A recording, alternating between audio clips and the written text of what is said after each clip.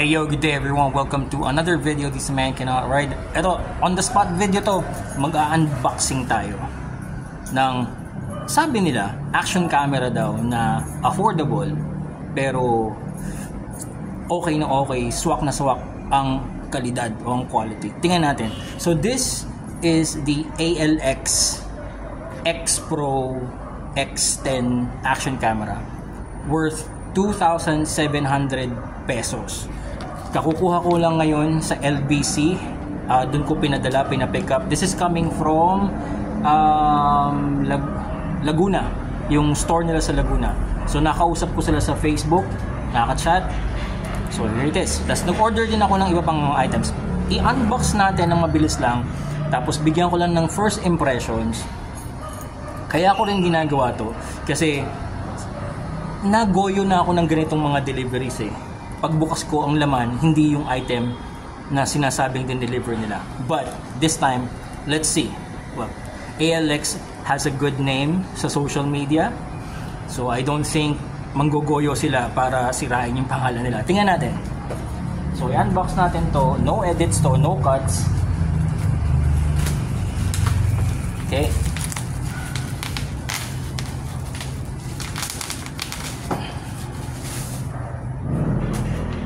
Right, so far so good. Maganda yung packaging niya. Hindi yung basta-basta packaging lang na basta nasabing nasa box lang. It's the X Pro action camera.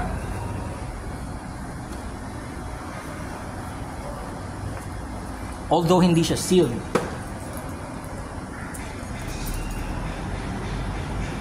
Pero tingnan pa rin natin. Okay, slide out. Ayan. So yun yung sleeve. This is the main box. Kita mo na agad yung action camera niya. May mga plastics. Okay. This goes out. Alright. So nag-order ako ng extra charger. This is 350 pesos. This is the reason why pinatulan ko tong X Pro, ALX X Pro, dahil meron na siyang free external microphone. Hindi na ako bibili, gagastos pa.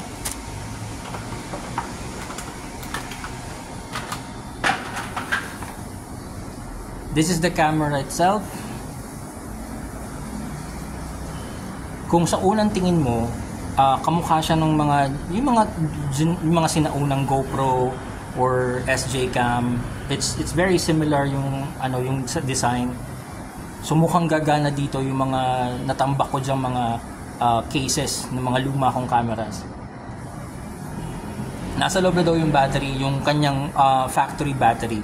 Pero nag-order ako ng extra battery. Ang sabi sa akin ni ALX, ito daw is longer life and better performance compared to yung nasa loob. Yung nasa loob is just maybe 1.5 hours of recording time, 90 minutes. This one daw is 2 hours. Kayang mag-recording ng 2 hours. Okay. The charging. This is the cable for the charger. Okay. Yung mga accessories niya hindi nakakalat sa loob. Naka-box. So, okay yun. That's a good sign. Ibig sabihin, pinag-isipan pati yung box ng accessories. And hindi ko na masyado tong hihimay-himayin yung mga accessories niya kasi hindi rin naman mahalaga sa akin to. Kasi ang dami kong natambak ng mga accessories, mga mounting points. Yan, mga velcro, cables. Ano tong cable pa to? Ito yung charge. Okay. Chin mount. Yan. Extra yung waterproof back cover, merong cleaning cloth, lanyard, sticker, yung 3M adhesive, zip tie. So the usual. Okay, hindi ko na to i-unbox itong mga accessories. Again, dahil hindi naman to mahalaga sa akin. Kasi yung mount ko sa helmet tsaka sa motor, dini-DIY ko naman yan eh. But again, it's good packaging. So dun sa halagang 2,700 pesos for the camera set, it's okay. Ang camera set bale is itong camera, yung accessories, at saka yung external mic. Yan, ito yon. So ang pinili kong extra is yung battery, etong charger. Wait lang,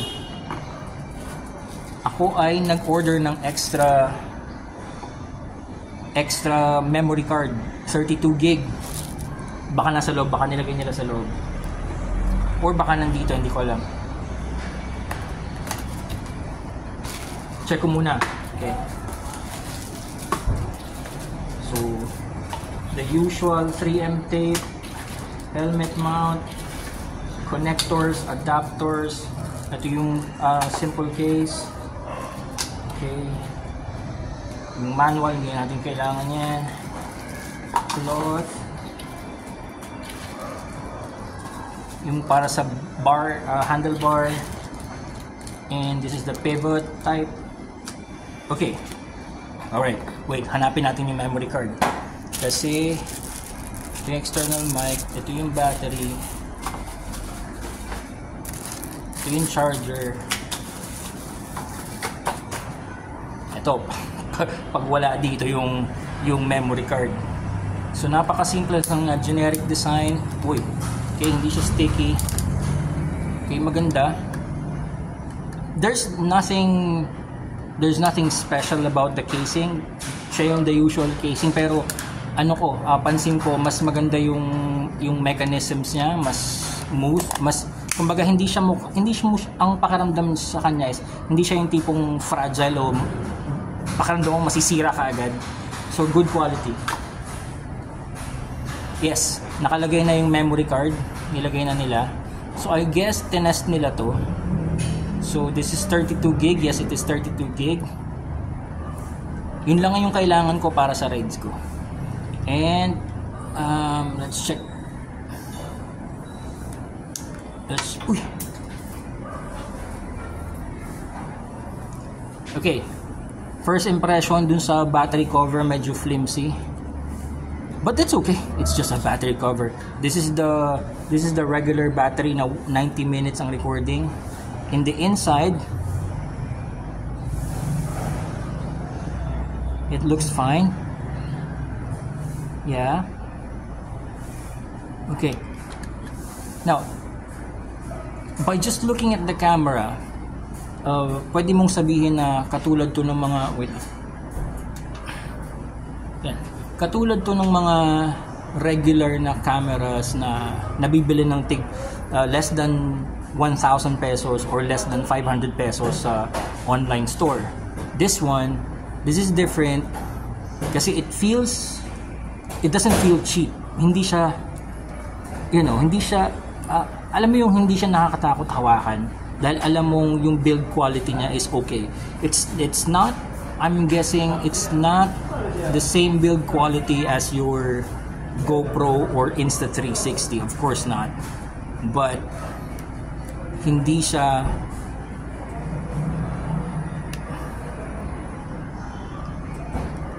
nakakahiya na build quality, kumbaga. Now if I'm okay,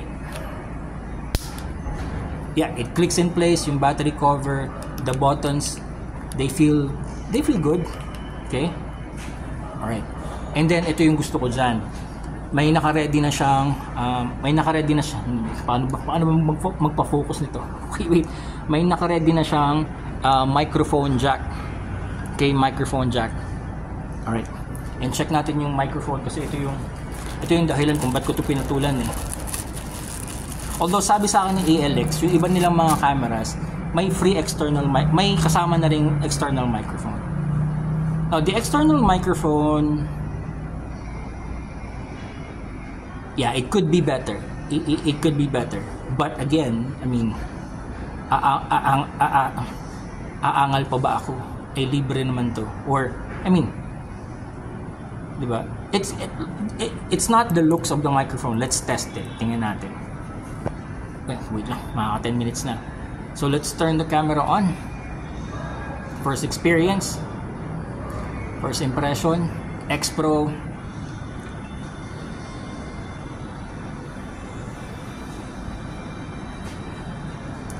Okay, first impression ko, wide siya. Wide yung angle niya.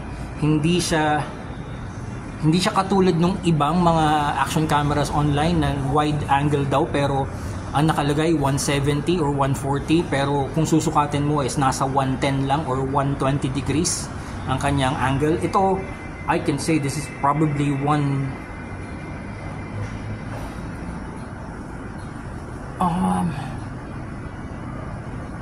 it's almost, I think this is 170 degrees ang kanyang angle. Yeah. 160 or 170 I'm guessing. Kasi yun yung ano niya, yun yung perspective niya. I mean, I don't know if you can see it. But yes, it is really wide. So that's good. That's good. Now, wala tayong babaguhing settings. Ang nakalagay sa kanya, it's 720p, 60 fps, and wait, pag tayo sa iba, naka-set sa 16 megapixels yung picture mode niya.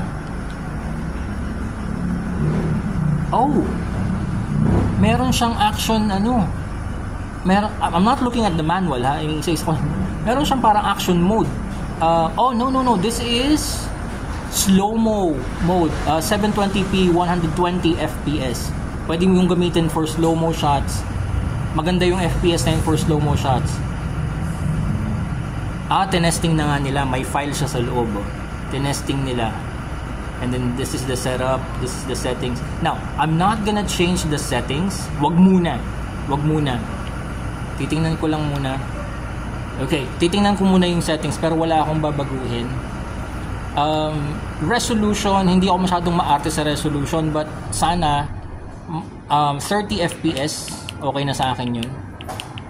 Mas natural ang dating ng so marami siyang meron siyang 4K. I don't know if this is real 4K or interpolated lang yung 4K niya, but I don't know.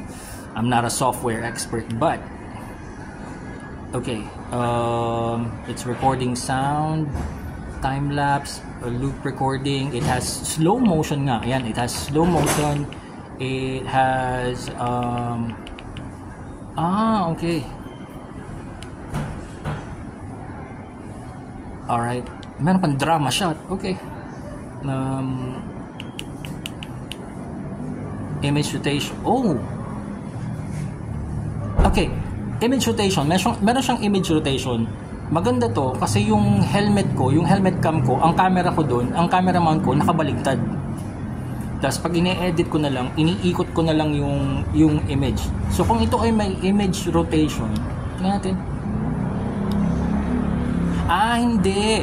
Yung image rotation, pag inorient mo yung camera, magro-rotate din yung okay. Nangangain pala ng tanga to eh. Okay, driving mode. Nothing really. Walang salamin ko Nothing really, ano ba to? 13 minutes na, nako. Nothing really different from others. Okay, i-format lang natin yung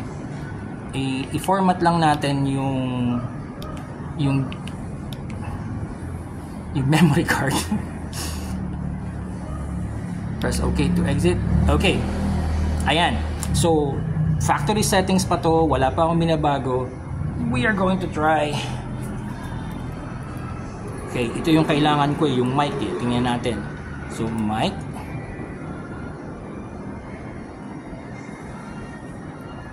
Okay. So, let's try first up recording. Babalik-balik rin ko yung camera kasi yun yung kailangan ko sa motor ko. Alright, we are recording. Welcome to the ALX X Pro X10. Bigtayin natin. Titingnan natin kung magro-rotate siya sa kabila. Bigtayin natin. Ganda ng wide perspective niya. Ganda ng kanyang wide angle. And then kalugin natin konti. Wala pa akong nakikita tungkol sa video stabilization. Hindi ko pa sinisilip. But I'm just simulating yung kalug-kalug. Ayan. So what I'm gonna do, stop recording. Wait lang, stop recording, mic test.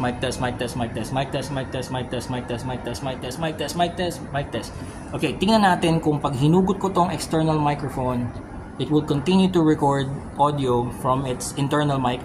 Mic test, mic test, mic test, mic test, mic test. Hello, hello, hello, hello, hello, hello, hello, hello, hello, hello, hello, hello, hello, mic test. That's enough. Yun na muna yung ginagawa ko palagi. So I'll stop recording. That's 58 seconds. Ayan, i-upload ko to ngayon sa computer ko. Titingnan ko kung mamamanipulate ko yung image. Kung okay siya. Ay, wait lang. Try lang natin to. Yung baliktad na recording kasi baliktad yung camera ko, yung mount ko eh.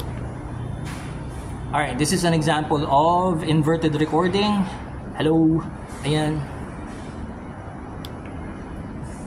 Okay, so again, turn off.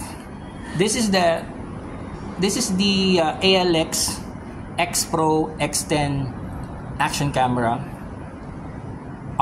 Quick unboxing, first impressions sa halagang 2,700 pesos.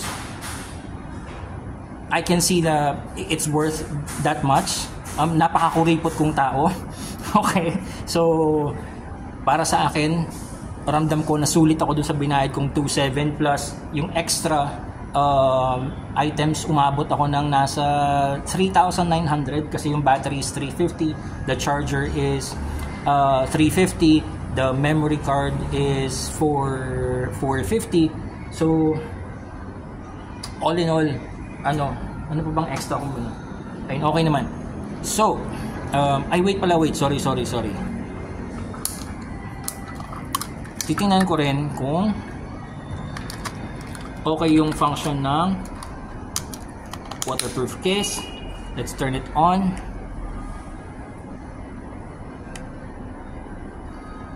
Okay, I'm gonna record na baligtad kasi baligtad yung helmet. Okay, medyo mabagal yung kanyang startup, but that's okay. I don't care about that. Alright, recording. Ayan, so ganito kalayo yung bibig ko sa camera pag nasa helmet. Mga mic test.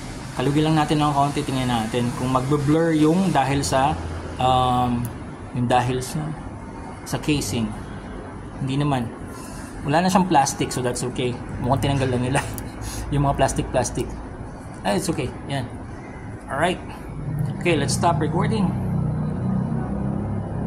Maybe we should take a shot. Another one. Okay. Wait. Napansin ko lang na yung waterproof casing, yung bilog niya, itong bilog niya, nakikita siya dun sa lens. Nakikita siya dun sa kasi nga very wide angle. So I think this is 170 degrees. So yun lang ang medyo tingnan ko kung ano magagawa kong paraan dyan, but so far that's okay.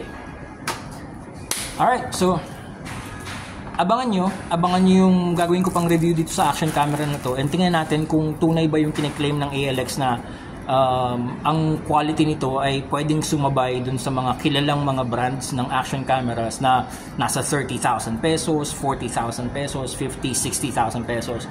And I'm gonna tell you why, bakit hindi ako bumibili ng mga ganong camera ba. Dito sa 2,700 pesos to. Ano pa ako nito as in hindi pa ako makakatulog ng ilang gabi nito kasi namamahalan pa rin ako. Sobrang kuripot ko pagdating sa... I will tell you more about that in the next video. Thank you so much. And who knows, naiisipan ko, pag ako natuwa dito sa camera na to, pwede akong magpa-promo nito, baka mamigay ako nito. Pag natuwa ako, saka pag maraming likes. Abangan nyo yung mga videos. Okay? I will see you on the next one.